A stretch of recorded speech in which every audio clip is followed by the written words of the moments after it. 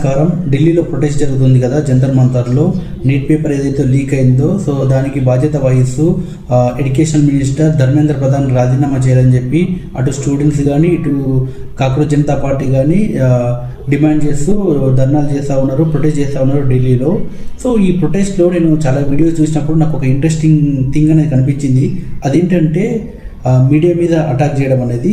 Attack అని చెప్పడం కంటే ఏదైతే ఈ ప్రొటెస్టర్స్ చేశారో మీడియా మీద, అది కరెక్ట్ అనే చెప్తాను. ఎందుకంటే మీడియా తన బాధ్యతను మర్చిపోయింది అనమాట. ఈ దేశంలో గత 10-12 సంవత్సరాల నుంచి మీడియా తన బాధ్యతను మర్చిపోయి ఎంతసేపు అధికారంలో ఉన్న పార్టీకి సపోర్టుగా న్యూస్ టెలికాస్ట్ చేయడమే తప్ప దేశంలో ప్రజలు ఏం ఇబ్బందులు పడుతున్నారు, దేశానికి ఏది అవసరము ఆ విషయాన్ని పట్టుకొని పెట్టేసి బీజేపీకి ఒక సోషల్ మీడియా థింగ్ లాగా మీడియా అనేది ఈ దేశంలో పనిచేస్తూ ఉంది. అది ఏ ఛానల్ అయినా కావచ్చు, ఎన్డీటీవీ కావచ్చు, జీ న్యూస్ కావచ్చు, ఇంకా ఆజ్ తక్ కావచ్చు, అది ఏ ఛానల్ అయినా సరే ఈరోజు అలాగే ఉందన్నమాట.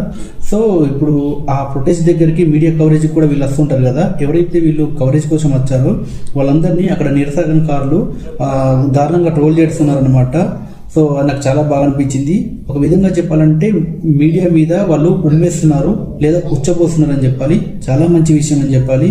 ఎందుకంటే మీడియా అనేది తన బాధ్యతను మర్చిపోయింది. ఇప్పటికి కూడా వాళ్ళు ఏం టెలికాస్ట్ చేస్తున్నారు, మనం చూసుకుంటే నిరసనకారులు పోలీసుల మీద దాడి చేసినట్లుగానే చూపిస్తున్నారు. కానీ నిరసనకారులు పోలీసుల మీద దాడి చేయలేదు.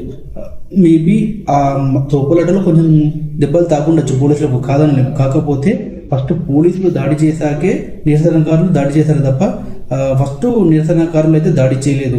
సో అది చూపించకుండా ఎంతసేపు పోలీసుల మీద దాడి చేశారని చెప్పి చూపిస్తున్నారు. సో అలాంటి మీడియాని వీళ్ళు ట్రోల్ చేయడము, అక్కడ కొంచెం హ్యూమిలేట్ చేయడం అసలు తప్పు కాదు. మీడియా అనేది ఇప్పటికన్నా మారాలి. ఎందుకంటే మీడియా ఈరోజు ఇలా ఉండడం వల్లే ఈ దేశం ఈ స్థితికి వచ్చింది. ఎందుకంటే వాళ్ళు ప్రశ్నించే వాళ్ళని వీళ్ళు ప్రశ్నిస్తారనమాట. సో వాళ్ళు ప్రశ్నించాల్సింది పోయి ఎవరైనా ప్రశ్నిస్తే ఆ ప్రశ్నించే వాళ్ళని ప్రశ్నిస్తారనమాట.